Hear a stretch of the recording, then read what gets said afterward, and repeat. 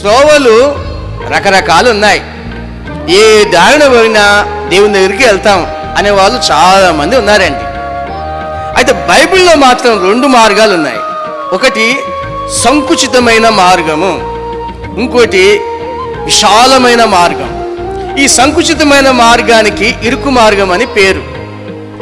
విశాలమైన మార్గం ఏదైతే ఉందో అది అట్టహాసంగా, సుఖంగా, హాయిగా మన మనసుకు వచ్చినట్లుగా జీవించవచ్చు, సుఖాలను అనుభవించవచ్చు, అవసరమైతే చంపొచ్చు, అన్యాయాలు చేయొచ్చు, ఇక శరీరం కోరికలను తీర్చే విధంగా బతకొచ్చు. కానీ చివరికి వెళ్ళిన తర్వాత డెడ్ లైన్లో ఏముంటుందంటే నిప్పులతో మండుతున్న పెద్ద బావి ఉంటుంది, దాన్ని పాతాళం అంటారు, దాంట్లో పడిపోతాడు.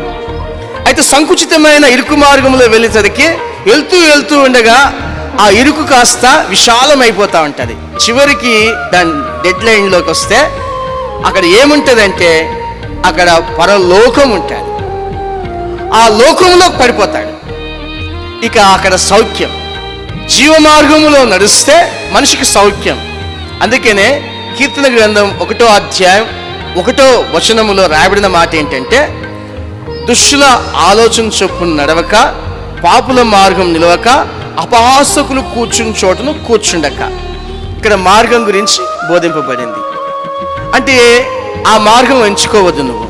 నీ యొక్క జీవితానికి, నీ యొక్క కుటుంబానికి మంచిది కాదు.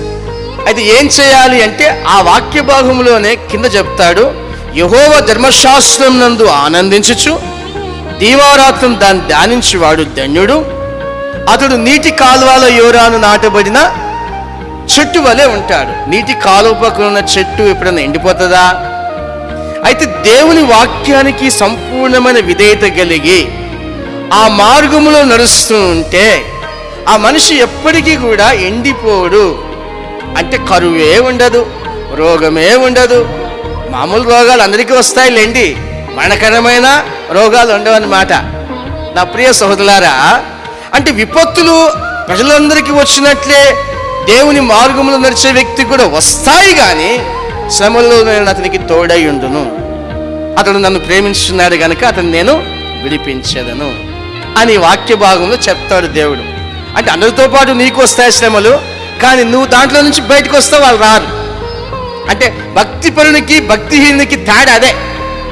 దేవుని త్రోవలో ఉన్న మనిషి త్రోవలు వేరుగా ఉంటాయి, ఆలోచనలు వేరుగా ఉంటాయి.